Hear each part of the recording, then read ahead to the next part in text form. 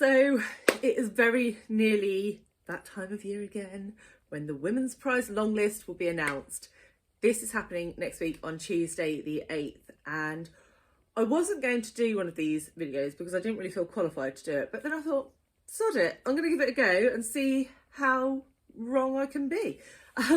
So I'm going to try and predict the 16 books that are going to be on the Women's Prize longlist. A little bit about the Women's Prize first. The Women's Prize is an annual award that is given to female writers who have published in English between the 1st of April 2021 and the 31st of March 2022. That's it, that's the only qualifier. I think there is a minimum page count as well, apparently, that I saw Eric Carl Anderson talking about in his predictions video today. But I wrote my list before I watched that video, so though there are some books that are the same, I haven't altered my list based on what Eric and Anna predict.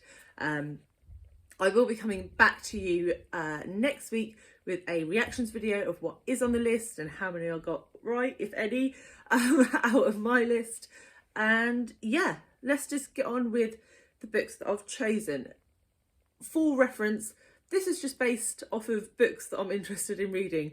I haven't read any of them because I'm not that up to date with new releases, but these are all books that are on my radar / on my TBR, and I think could well fit the bill for the Women's Prize. So first up, I think one that I would be very surprised not to see on the list is Beautiful World, Where Are You by Sally Rooney.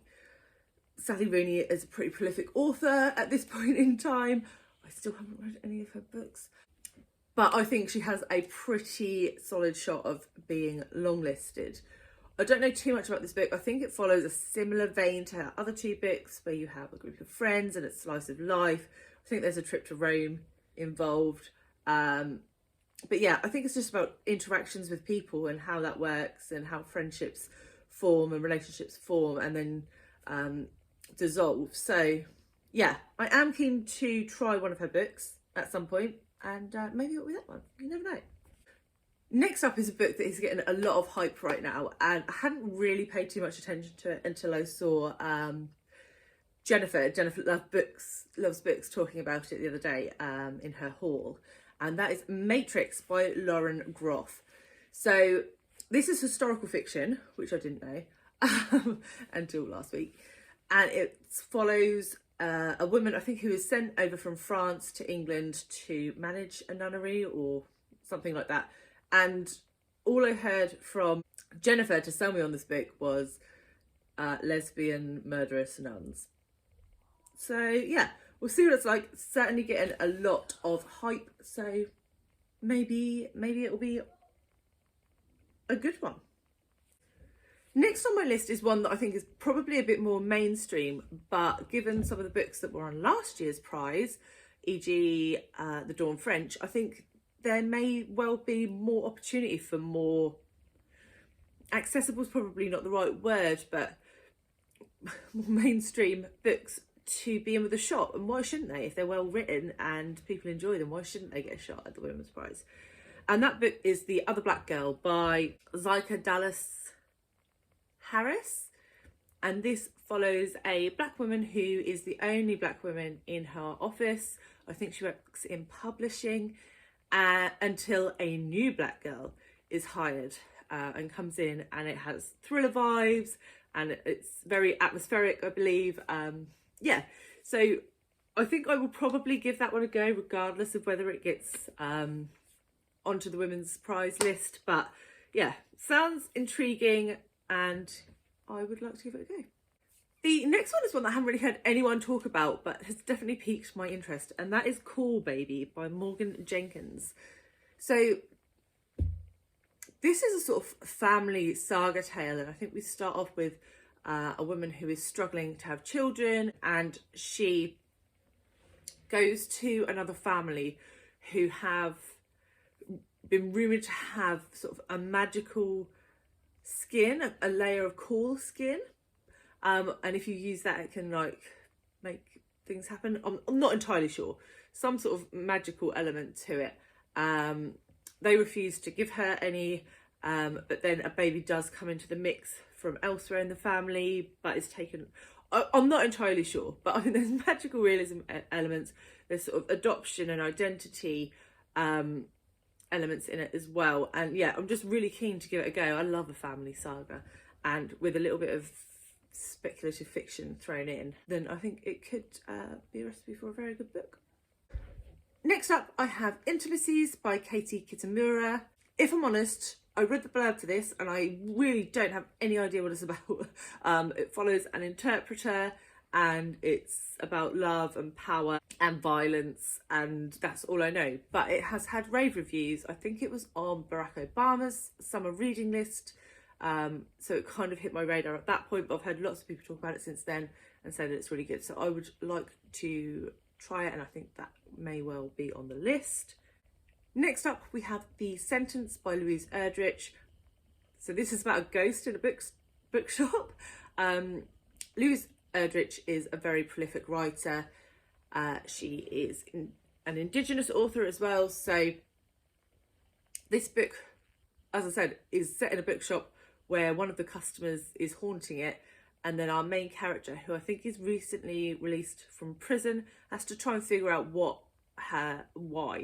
that woman is haunting the bookshop.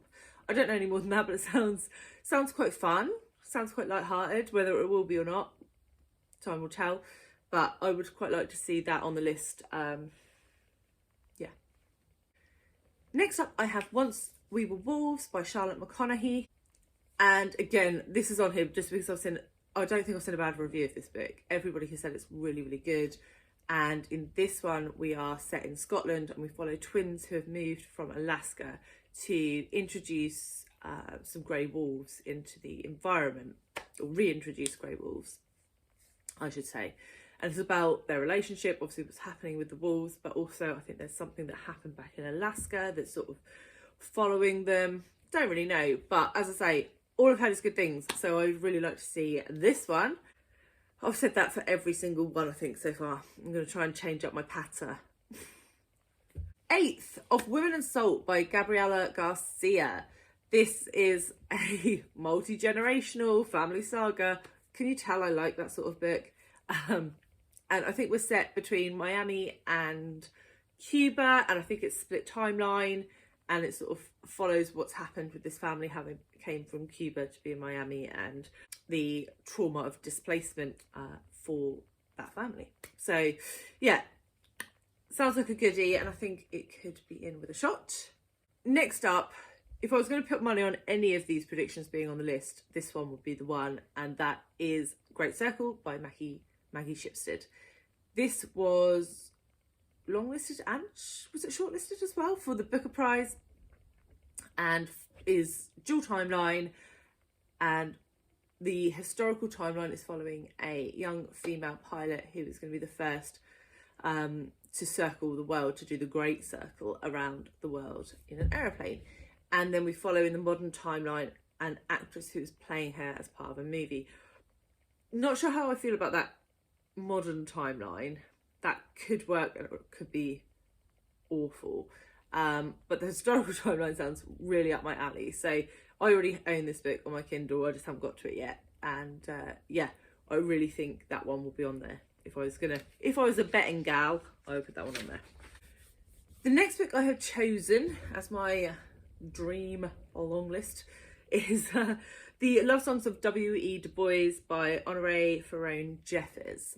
Again, this has had so much love, and this is multi-generational family saga looking at a family from sort of the slave trade era right through to current day, and I think we see it through the eyes of a young woman who is heavily influenced by some of the things that W.E.B said in his work, and that sort of encourages her to dig into her family history, and I guess that's sort of the conduit for unravelling the history, is how I'm reading the back, but I might be wrong. Next up, it had to go on the list, To Paradise by Hanya Yanagihara. So this is set over 3 timelines, sort of a historical timeline, and then one in the 60s, I think, and then one sort of 100 years from now. I don't really know too much more about it. I think both the past timelines are dystopian, so they're not actually what happened, and yeah, this seems to be dividing people. People either love it or hate it. I will link below for you 2 reviews that are quite opposing. One is Larry from Larry Has Opinions, and one is Kieran from KD Books. So if you're interested in this book, I would highly suggest you check out their reviews. I haven't decided if I'm interested in it or not yet, because it is quite large and it gives me Cloud Atlas vibes, which I didn't like. So we'll see. But I think it's probably going to be on the list. Next up is a complete left field jobby. It's a book that sort of flashed up, I think, on my Goodreads sort of newsfeed or whatever, and I thought it sounded fantastic. And that is The School for Good Mothers by Jessamine Chan. So in this, we follow a woman, I think she's of Chinese descent. I think her parents were migrants. And her life isn't going particularly well until she has her child. And then that is basically what she lives for. One day she makes a mistake and is identified by the government, I suppose, as an unfit mother. And then she is put into this sort of mother's reform school, which is all Big Brother style, where she has to prove herself as a good mother. Sounds really interesting. I love themes of motherhood, and yeah, just sounds quite different, a different take on an age-old theme, really. But I will definitely be picking that book up because it just, there's something about it that's calling to me. So I'd love to see it on the Women's Prize list. Next up is another book that I will definitely get to at some point, hopefully this year, regardless of whether it gets onto this prize list or not. Sorry, I had to adjust. My ankles were hurting. And that is How Beautiful We Were by Imbolo and Mbue. This is set in a fictional African village, which is effectively invaded by a US oil company, and it's the effect that oil company has on the village, and it's told through the eyes of a generation of children who experience it. Sounds just the sort of book that I would like to read. Obviously, though it's a fictionalized town and the story is fiction, it's not actually a fictional concept. So yeah, I'm keen to see how Mbue explores those topics of sort of post-colonialism and capitalism and all those sorts of things. I think it sounds a really intriguing book. Next up, we have another one that I haven't really heard anyone talk about, but it's certainly on my radar, and that is Memphis by Tara M. Stringfellow. This is, can you guess, multi-generational family saga. So this follows a family, I think a mother and a daughter, who flee an abusive husband / father and return to their hometown of Memphis. In this town, the daughter, the young woman, starts to uncover what happened in her past, going back to the days of her grandfather, who was living in post-slavery era but was still lynched, I believe. And it's about her trying to break the cycle of revenge. And there's elements of, is there a curse on her family? Is this violence set to recur? Those sorts of things. But it sounds really interesting. I'd really like to read it, and it'll be interesting to see if that one makes the list. Next up, I have The Book of Form and Emptiness by Ruth Ozeki. This has also been getting quite a lot of hype lately. I don't know too much about it. It's about a young boy whose father dies when he is 12-ish. And after that, he starts to hear items in the house talking to him. And I guess it's about grief and how you overcome grief and how that manifests itself, particularly in children, which is a topic that I don't think is covered a lot in fiction, or not in the fiction that I read. So it's great to see that this book in particular is getting quite a lot of hype, and I would like to pick it up. So let's put it on the list. And last up, we have The Island of Missing Trees by Elif Shafak.